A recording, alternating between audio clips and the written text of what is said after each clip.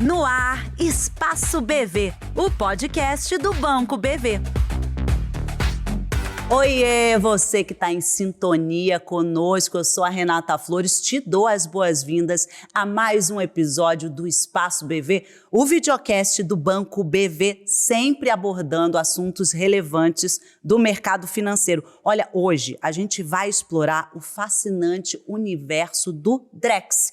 E o dinheiro do futuro no Brasil, você sabe do que se trata? Você já ouviu falar? Sabe o que é Drex? Pois é, o Drex especificamente trata-se de uma moeda 100% digital que promete simplificar os serviços financeiros aqui no nosso país. Então, já com dúvidas, já com expectativas, se prepara para uma conversa esclarecedora sobre o Drex e o seu impacto nas dinâmicas financeiras brasileiras, porque a gente vai explorar cada aspecto dessa revolução digital com o nosso convidado especial do Banco BV, que é o Renato Bonetti, que é diretor de riscos e operações. Seja muito bem-vindo, Bonetti, tudo bem? Tudo bem, muito obrigado. Ótimo estar aqui com vocês e poder esclarecer um pouquinho mais como é que vai funcionar e o que a gente pode esperar do Drex. Então, antes da gente começar a falar de detalhes, muitas dúvidas, eu queria que você definisse, por favor, para a gente o que é Drex e também compartilhar por que essa moeda recebeu esse nome. Bom, o Drex é uma moeda digital que representa o real, e por isso já foi chamada de real digital, né? E ela quer dizer, Drex foi um nome, né, dado pela equipe do Banco Central, que quer dizer D de digital, R de real, E de eletrônico e o X de modernidade, para a gente seguir na família do Pix, né? Mais um elemento da família X. Olha, calma. A gente já quer saber qual é a relação com o Pix, a familiaridade, assim. Calma, a gente vai falar sobre isso. Segura aí sua dúvida. Antes, queria fazer duas perguntas em uma. Com essas transações online já sendo uma realidade, por que a gente considera necessário introduzir uma nova modalidade de moeda virtual? E, além disso, como é que o Drex se diferencia quando ele lida com as transações online em comparação com a nossa moeda tradicional? Ótimo. Bom, acho que é bom a gente começar dizendo que moedas digitais não são uma invenção brasileira, do Banco Central brasileiro, né? Isso é uma iniciativa que está acontecendo no mundo inteiro. Se a gente contar hoje, são mais de 130 países desenvolvendo suas próprias moedas digitais. Ela está dentro de um contexto do que tem se chamado na indústria internacional de CBDCs, né, que são as moedas digitais, né, dos seus próprios países. E ela tem diferenciais importantes em relação à moeda física. Talvez a diferença mais importante é que o Drex é uma moeda programável, né? E o que é isso? O que é programável? Bom, vamos tentar aqui dar um exemplo para esclarecer o que é uma moeda programável. Vamos pegar um exemplo de um benefício que o governo tem que pagar para um conjunto de pessoas, né, cidadãos. Pegar o Vale Gás como exemplo.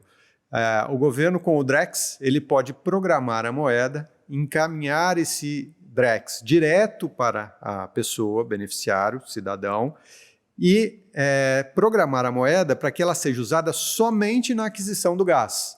Ela não poderia ser utilizada para outra finalidade que não a do programa em que ela está atendendo. Nossa, então, essa tecnologia é muito necessária nesse momento no Brasil. Sim. Muito diferente da moeda física e traz uma capacidade de pensar em modelo de negócio muito grande, né, para a nossa economia. Sim, nossa, excelente. Agora, eu penso assim, em relação à natureza do Drex, a gente pode enquadrá-lo como uma criptomoeda semelhante ao Bitcoin, por exemplo, ou, enfim, nessa natureza, nessa família dos Bitcoins, se sim ou se não, quais são as principais distinções assim, entre eles?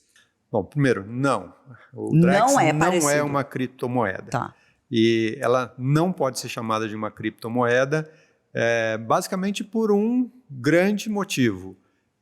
Toda criptomoeda se desenvolve em ambientes descentralizados, enquanto que o Drex é uma moeda desenvolvida, controlada, distribuída, criada pelo Banco Central brasileiro.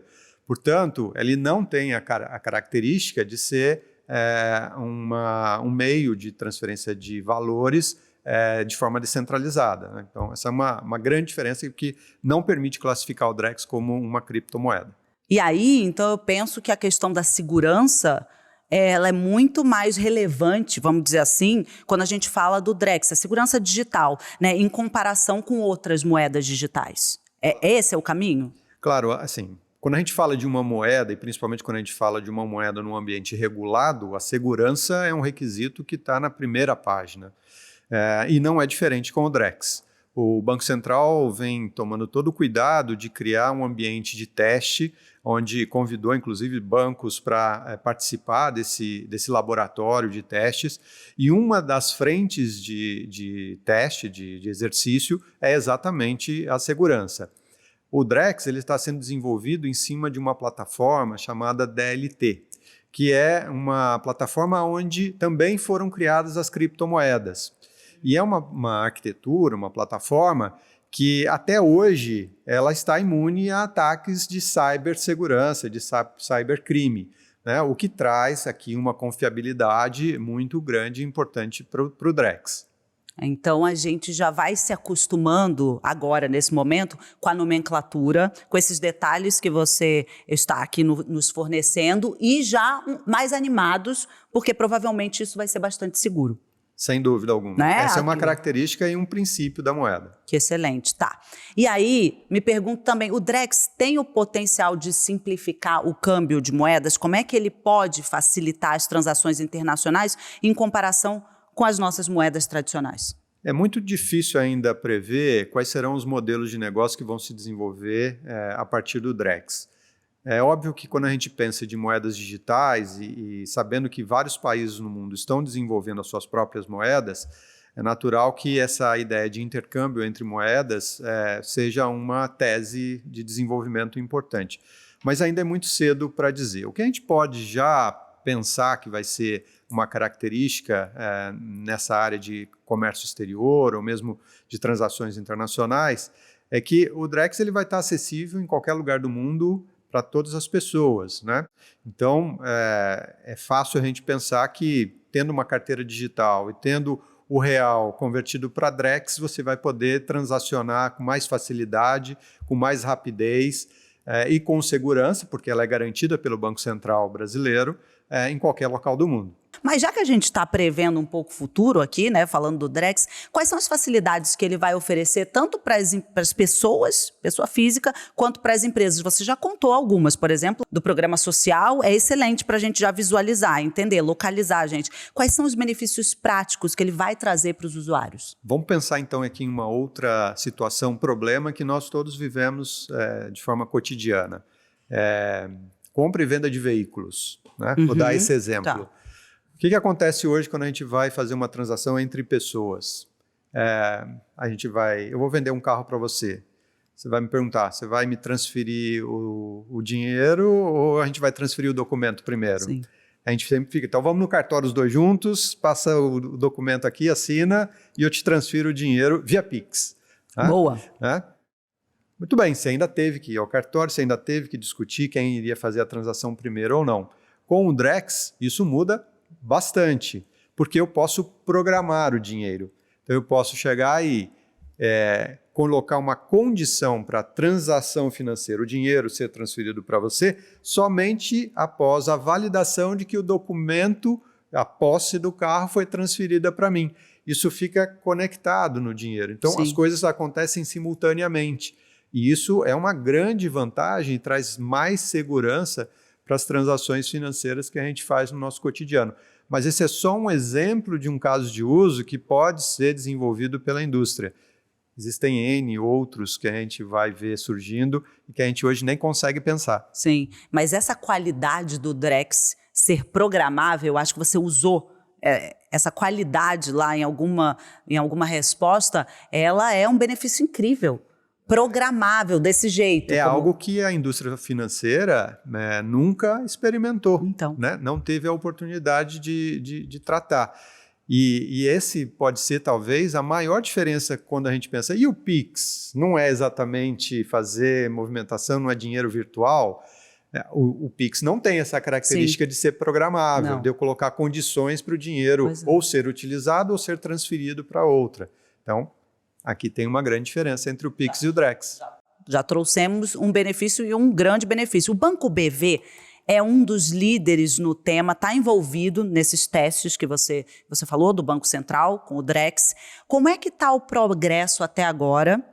Quais são as observações relevantes que foram feitas durante esse período? Eu quero spoiler. Muito bom. Bom, primeiro, o Banco BV ele tem uma forte vocação para a inovação. Então, era inevitável que a gente estivesse conectado a essa evolução do sistema financeiro, ainda mais patrocinado pelo Banco Central.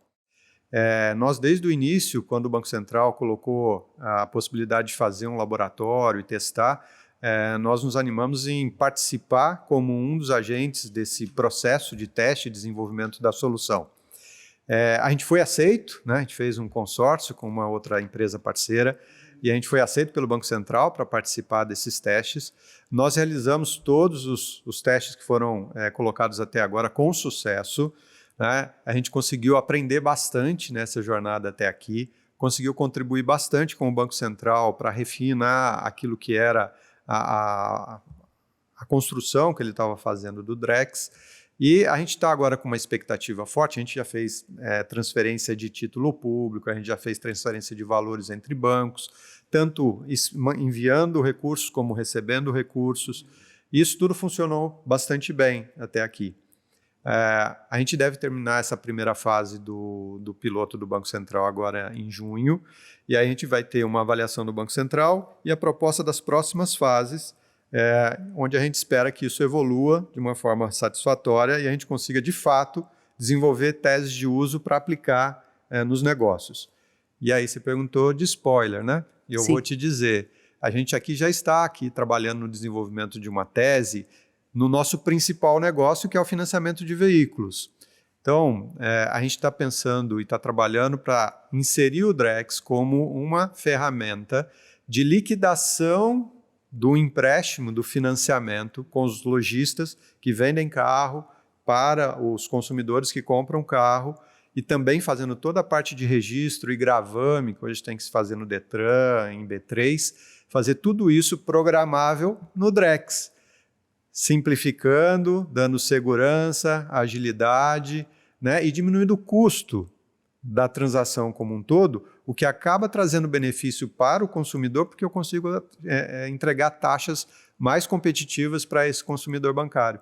Então, essa é uma tese que nós estamos desenvolvendo e que a gente tem acreditado bastante. E aí, é inevitável a minha pergunta. Eu já sei que nós ainda não temos uma data certa para isso acontecer aqui no Brasil, para que isso se torne uma realidade, mas depois de todas as suas informações dentro dessas respostas, é lógico que a gente quer que isso aconteça da forma mais rápida possível, mas ok. Existem marcos ou etapas importantes que a gente deve aguardar agora? Como é que está esse cronograma? Bom, como eu disse, agora a gente tem que aguardar essa final da primeira etapa, essa avaliação do Banco Central e a proposta de novas transações aí no segundo semestre desse ano. A expectativa é que a gente tenha a possibilidade de já começar a fazer algum tipo de transação, mesmo que entre instituições financeiras, ainda este ano. Esse cronograma ainda é incerto, não está confirmado, mas essa é a expectativa da indústria. E a gente está tentando ficar o mais pronto possível, preparado, para poder, assim que possível, estar participando dessa jornada aí do Drex. Mais uma pergunta inevitável, que antes de acabar, eu ainda tenho algumas, mas essa precisa ser feita. O Drex, pelo que eu entendi, será uma plataforma. Mais ou menos isso, porque eu queria entender, basicamente a pergunta é, qual a diferença do Drex para o Pix? Para se alguém ainda tem dúvidas, como é que se eles são da mesma família, se eles são primos? O Drex é uma moeda, como o real. Tá. O Pix é um meio de pagamento, como eu transfiro recursos, moeda, de um lugar para outro. Então, no meu aplicativo do banco. São duas coisas distintas. Sim. O Drex é o real que você tem lá na carteira. Boa, tá.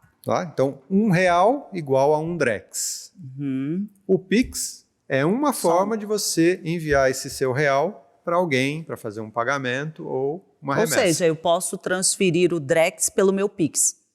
Eventualmente pode-se desenvolver esse modelo de negócio. Tá? Essa é uma possibilidade. Mas dentro da ideia da moeda digital, talvez você nem precise do Pix. o próprio Drex já vai ser a solução que vai permitir você transacionar. Bonetti, para a gente concluir essa conversa, qual é a visão do Banco BV sobre o dinheiro do futuro? Como é que vocês enxergam a evolução das moedas digitais e a sua integração na vida cotidiana das pessoas? No final das contas, o que mais existe por aí? Porque o Drex já é uma realidade, quase uma realidade para a gente, ainda não é palpável, mas é o que a gente está querendo, né? Bom, o Banco BV está olhando para o Drex como mais um componente do que a gente tem chamado de digital assets. Tem uma série de transformações tecnológicas ocorrendo na indústria e que vão gerar grandes transformações na forma como você oferece serviços financeiros para os clientes. Então, a gente falou do Drex, mas a gente poderia falar de tokenização, de garantias, a gente poderia falar sobre digitalização de bens, a gente poderia falar de tantas coisas que envolvem o mundo de oferta de serviços né, pode falar de smart contract, você fazer contratos programáveis. Né? Me explica um pouco esse. Explico. Hoje a gente faz contrato e assina lá papel, digitalmente, né? Mas o que está ali é fixo, né? Sim.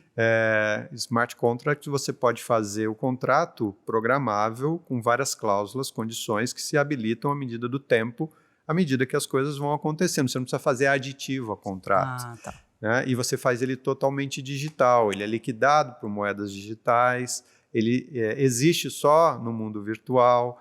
Então, é uma característica bastante diferente do que a gente tem de história, de vivência hoje com contratos entre pessoas e instituições financeiras.